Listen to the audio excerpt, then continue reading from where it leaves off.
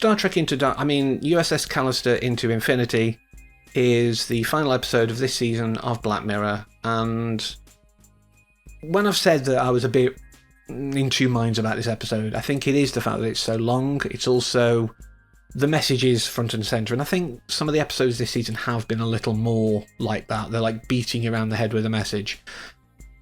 Is there something to be said about modern audiences and their attention spans and their ability to critically evaluate media? Probably. That's possibly a factor, but I still think it just shies away from being a true Black Mirror episode in many ways because of that. Because it's literally kind of a bit like the first one. Incels are a thing, and they generally think that women owe them just for being nice. It's that idea that if you have to say you're a nice guy, you're probably not one. That is it. That is the message. I mean, you've also got the whole sentience, AI, their rights and things like that. That's a factor in a lot of Black Mirror episodes. So it is Black Mirror, but this is kind of less Black Mirror than other Black Mirror. But I did enjoy it for what it was. A sci-fi romp that, follows on from the previous episode, and it gives us some more stuff, expands that lore, gives us a very Star Trek V thing with the heart of the universe. But I do wonder about what could have been, because this was originally conceived as a series that was going to follow the crew, etc. But various attempts just didn't work out, and it was a case of, okay, I don't want to use the word settle, we'll compromise, that's a better word, and make a sort of feature-length episode. And Charlie Brooker has said he could do more, and whether that would be spin-offs or whether it would be following Nanette and the crew in her head, I don't know. Either could be interesting, but I do think that maybe give it another few years, sort of don't do it too soon. Or maybe do it really quick while the iron's hot. Either way, I'm just not sure if either's necessary now.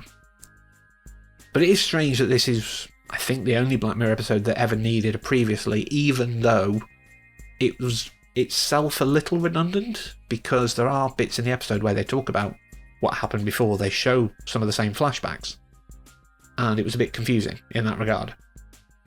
But still, it's one of those, like, make sure everyone is aware of what happened before without having to go and watch the episode, because I believe that was quite a long one as well. And it is a shame that we didn't get Michaela Cole come back. It was basically scheduling, there wasn't any bad blood, which is why it's a bit more upsetting that her character was unceremoniously killed off screen.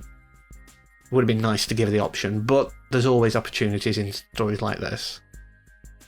But I do want to give, as I always do, hat tips to some of the great performances, and I could have literally filled a page of Jimmy Simpson moments as James Walton and the virtual Walton.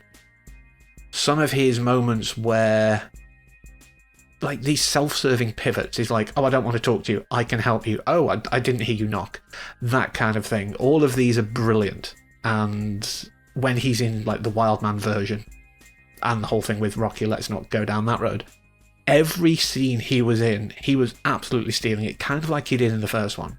He's one of those actors, one of those character actors as people call them. I think everyone technically is a character actor, so I like the phrase journeyman actor. But he's very much in that mould of people like Giancarlo Esposito, Walton Goggins, a lot of great actors throughout the years who have just been not the leading man for the most part, but their presence has been an integral part of the show, and like I say, they steal most of the scenes.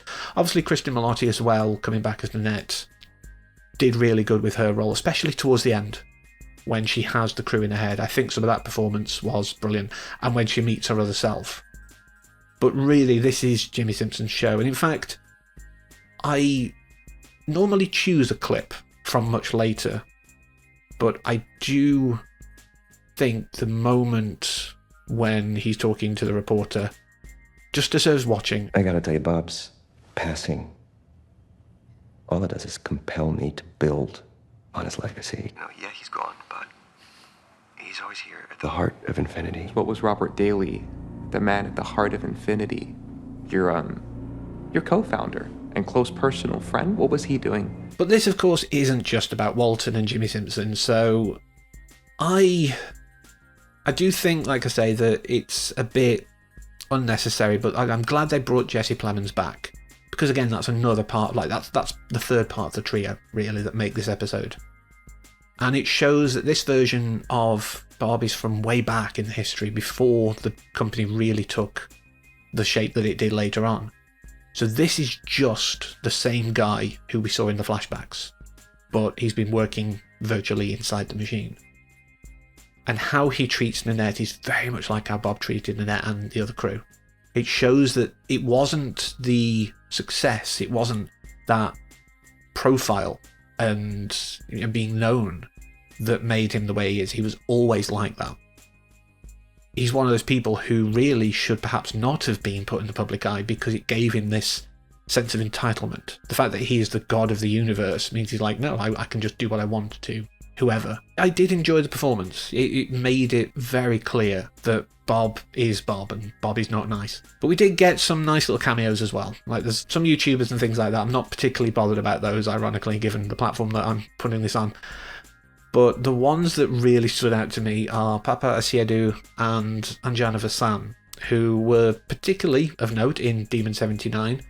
But Anjana Vasan has the, as of me recording this and this going live, the single honour of being the only person in 3 because she was also in Nosedive for a short, brief role there. But it's nice to see these cameos. They are bringing, they're keeping actors in the fold and perhaps using them in other ways. And given how Black Mirror is an anthology series, I don't have an issue with bringing back actors in different roles. I think that could be quite fun because you could treat it a bit more American Horror Story-like, where you might have a lot of the same cast coming back, but it's a very different story and they can show their acting chops a bit more. I think that's not a bad direction. I wouldn't be offended. But one of the sort of, there's only a few things left because, like I said, there's not really much to analyse here, so I've mainly looked at little Easter eggs and little fun things that I noted. So I did notice the disc colours. The first 2 are red and green, which immediately, like straight away, I was like, oh, it's like the Pokemon initial releases in Japan. I know in this country we had red and blue instead. But then, when he goes, it was just a test, the third disc that he creates where it saves everyone is blue. So my brain was like, Charlie Brooker's a gamer. He probably played the original Pokemon games. I wouldn't be surprised if this was intentional.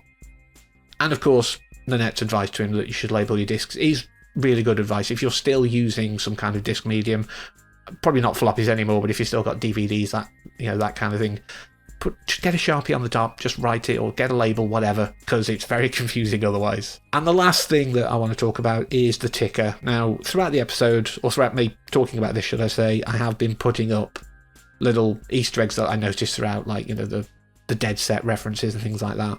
I'm not going to do it for the ticker because there's a few in there, they go past, so it's not easy, but the ones I noted particularly were about the Hotel Reverie reboot on Streambury, Thronglets 2, which is worrying. I still haven't played the actual Netflix game, Thronglets, yet. Not because I'm scared, I just haven't gotten around to it. Honest. We have the Rivermine CEO stepping down. We have, interestingly enough, former Prime Minister Callow mentioned, who is like one of the first main characters in a Black Mirror episode, because that was the first episode of National Anthem where he did things to a pig.